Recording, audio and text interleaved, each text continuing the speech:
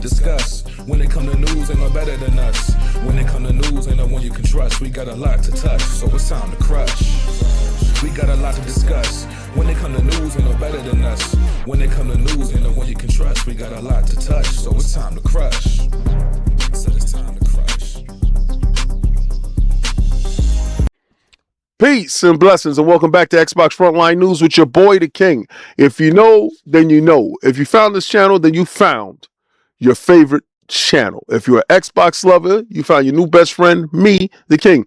Accept my invitation and become a sub. We're on our way to 10,000 subs. I go live every day, 6 p.m. Eastern Standard Time. And on the weekends, I drop videos like this. Members get it first, and then they drop for you guys at 8:30 p.m. Eastern Standard Time. Now, this is a recap from the state of play and the games that I felt was the best for me. Let me know how you feel about the state of play, and do your games fall in line with my games that I loved from the show? Now, in what might be considered broke boy news, now everybody tells you that Game Pass is a rental consoles platform service situation. And very early on in 2020, Xbox experimented with renting, well, not renting, when you purchase, it's like a layaway plan, but rent-a-center type of thing, where you get the console and you pay over a period of time, and you get the Xbox, and it was a successful type of thing. Well, PlayStation is starting, at least in the UK, because I'm going to tell you, widespread corruption will get nuts in the USA. I don't know how your plans work out there, but over here, Blockbuster tried this once before, renting consoles over the weekend. I remember that. But it goes drastically bad for a lot of people. But anyway, PlayStation is starting to rent, and only in the UK, PlayStation leasing consoles. You get a chance to lease a console. See, now there's a difference between renting a console. There's a difference between leasing a console, leasing to own, and there's a financing situation. Xbox is doing financing, PlayStation is doing leasing. But again, console gamers might be happy in the UK to find out that they're now implementing a PlayStation 5 lease. It starts at £9.95 per month, and it varies depending on the console version. The plan involves a 36-month lease for a PlayStation 5 digital edition with 825 gigs, and opting for a shorter lease is 24 months or 12 months increases the monthly cost to £10.49 or £14.59, respectively. Other versions of the PlayStation, like the PlayStation 5 Pro, as well as accessories, are also like the DualSense Edge wireless controller and the PlayStation VR 2 and the PlayStation Portal remote player is also available to be leased at additional cost per month based upon your lease choice. There's also a rolling lease option where players pay $20 per month, well, £20 per month, and can cancel at any time, providing that they return the console.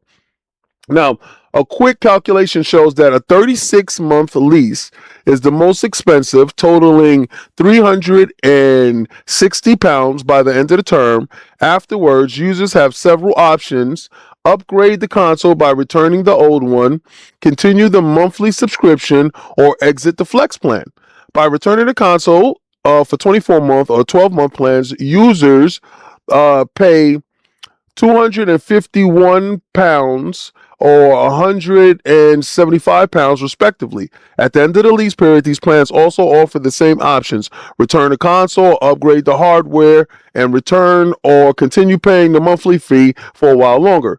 Only the flexible plan is a monthly roll-around option, which allows users to pay £20 per month without any long-term commitment, and they can cancel at any time. This plan does not require any upfront payment for the console. Now, you do not own the console. The console is just yours to lease, rent, and hold. But after that, then you have to return it. The difference between the Xbox deal and this deal, Xbox was you get the console, you have good credit, you get the console, you pay for the console over a period of time. It is your console.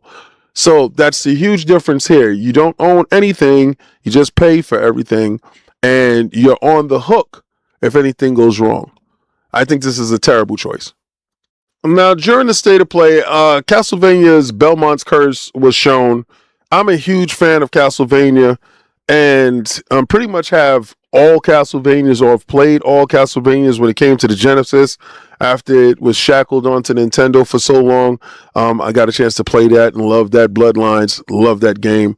I loved it when it came to the turbo graphics. I always felt that Castlevania was integral part of my gaming, to be a Belmont, to go after Dracula himself. I'm a huge horror fan, and this gave me a chance to enjoy delving into horror, but doing it on my love of video games. Well, Castlevania, one of my greatest games of franchises, is back, and Belmont's Curse was shown at this state of play. I thought it was a pivotal moment. It's a 40th anniversary. To think about it, I've been rocking with Castlevania for 40 years and loving every moment of it. I can't wait for the game to release. Honestly, I hope it's Play Anywhere, because I'm definitely, either if it's not, I'm gonna have to buy it twice, because I need to play it on my Xbox Rock Ally, because I need to play this on the go. I like 2D games on my handhelds. Tell me how you play your 2D games. I went absolutely nuts when I saw the hood version of Silent Hill, and I don't care what you want to say. You can tell me, "Oh, King, that's not nice." Don't give a damn. I've played Silent Hill since the first Silent Hill, and actually fell in love with the franchise with Silent Hill 2. And so on. I haven't got a chance to play Silent Hill F in Japan, and that's another one that's intriguing to me.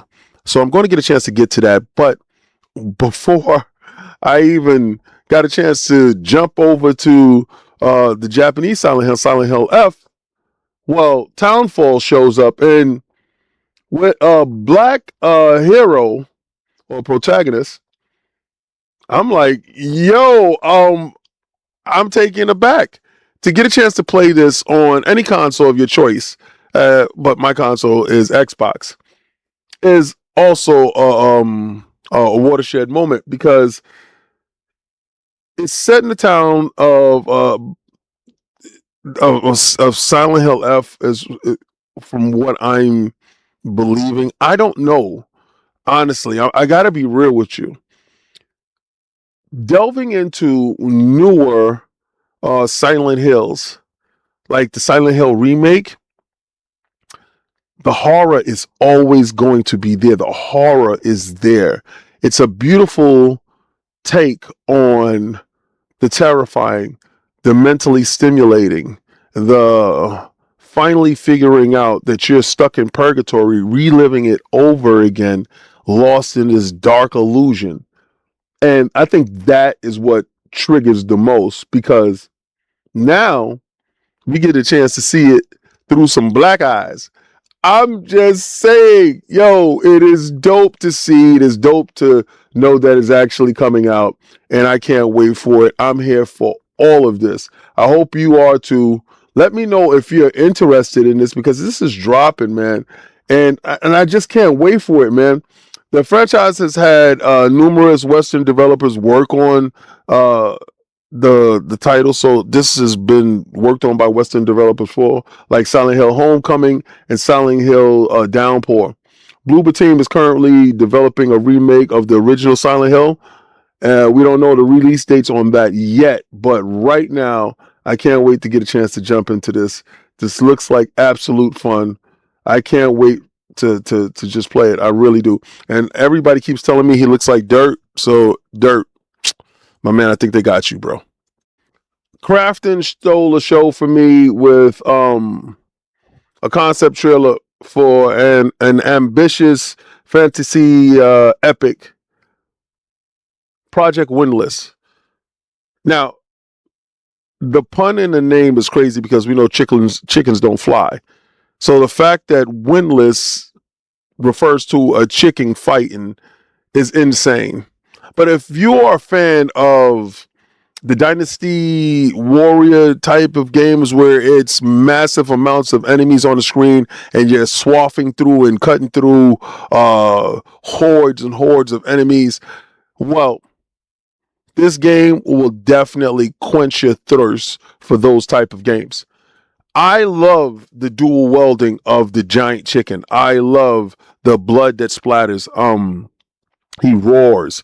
The chicken looks incredible. It's shocking to see that they actually went for it. And it's not weak chicken. Like, the chicken is muscular. The chicken is strong. Like, the enemies that he's fighting is crazy. The world looks intriguing. Like, coming from Black Myth Wukong, I'm not gonna lie to you. I love animal protagonists. I love animal nemesises. We get a chance to delve into what is it? The book that it comes from, The Bird That Drinks Tears. This is going to be a fun romp in video game history. I like this stuff. And if, and I'm going to tell you, this is a huge if, and if this title lives up to the billing because it stole the show for me, well, then this is going to go down as probably top 5 game of the year. Honestly, in my opinion, the game looked, showed, and controlled, from what I seen, how I wanted it to. It was a pleasant surprise, and I'm all for it. I'm always looking for co-op games that I can get a chance to play with Attic. Introducing Crimson Moon, the Gothic action adventure RPG, coming in 2026. This game looked great. I love the gameplay of it. I love the co-op nature of it. The way that it was set, I was hoping that it wasn't a Souls-like. I was hoping that it offered more to it, and it showed more. It showed that it leaned more into the action aspect of it. So, they have parries, finishers, and angelic arts and transformation. And it's all part of the design that combines high stakes encounters and evolving challenges with a sense of danger and discovery. This world that remembers, reshapes, and pushes back without demanding punishing reputations. This thing looks crazy. It's a game for players that, like us, that thrive on improvisation and expression in combat. Crimson Moon rewards experience and skills, and distilling wave after wave of savage violence into a fast, replayable showcases of brutal expertise as you work slowly to reclaim the city. Missions emerge from the Sanctus Cyprus, your home base and your central hub, anchored in the world by the war table. There, players can prepare to build their forge and new armor and weapons at the blacksmith, and chart their new incursions into the garage. As the war escalates and the story progresses, this unfolds. The war table unveils new quests and escalation threats that's shaped by the Infernal Legion's advance. The game looks great. You can get a buddy, you get together, and you get out there and you make it happen. I love stuff like this, and I'm telling you, we are back at it. You can see the strategy that PlayStation is doing, and it's cool, and it's great. The renting of the console, all that stuff, whatever. Knock yourself out. They're trying to make it viable in the UK. Great. Doesn't float my boat. I don't care. Again, if you're able to game, however you're able to game, go get it. What I did see from the state of play is that soon Money Hat will be gone. PlayStation won't be able to money hat because developers will be making games for the PC, and those games will in turn launch onto the new Xbox. So yada yada, it's gone. I want to know how they get a chance to maneuver outside of that, because the pickings of their actual games from the show was kind of the weakest part of the show. The actual Sony PlayStation games themselves was the weakest from the show. The third-party games actually held up the show. The show looked great for the third-party games. That's the reason why I gave it an 8. The Sons of Sparta, absolute trash. Doesn't look like that, no. It's a $5 game. I don't know why they're selling it for $30, but if you're into that, knock yourself out. I'm just here to tell you the truth. I'm not here to sugarcoat anything for you. That free game for Ghost of Yote it was cut out material that could have been put into the game. The other game with the big booty duck face dudes with the BBLs, not a fan of that. There was a lot of titles that they were putting forth that looked below average. And again, talking about the God of War original trilogy, going back to the remakes and remasters of titles that you had in the cut that you have to go back to because the modern versions of the franchises that you decided to do, the Cory Barlog God of Wars, actually suck. That's my opinion of it compared to the originals. I don't care. The David Jaffe one stands tall. Cory Barlog, listen, bro, no disrespect to you. Those things suck. But this is Xbox Frontline News. If you love anything that you saw here, please like, follow, and subscribe. Share it out. Tell everybody. These videos drop. I rock, you rock, we rock together. Catch me live Monday through Friday. And Friday, we roll in from a live show going straight into Fight Night Friday. If you're into fighting games, if you love anything about fighting games, you know the King is down to do his thing. The team is there to step in the ring. And if you got something, then come in and hang out. If you want to learn fighting games, come in and hang out. And if you just want to hang out with the guys while we play, then come in and hang out. All is welcome at all times. I don't care what platform you play on. We're all together under the Nation of Games. The Nation of Games has Nintendo, Xbox, and PlayStation, along with our PC brethren. We're there together. But I'm going to tell you to do what I try to do, what I'm going to do, what you should be doing. I want you to go where game is game and win is win. And try to play the Game Pass. Now let me alone and piss off. Play it day one with Game Pass.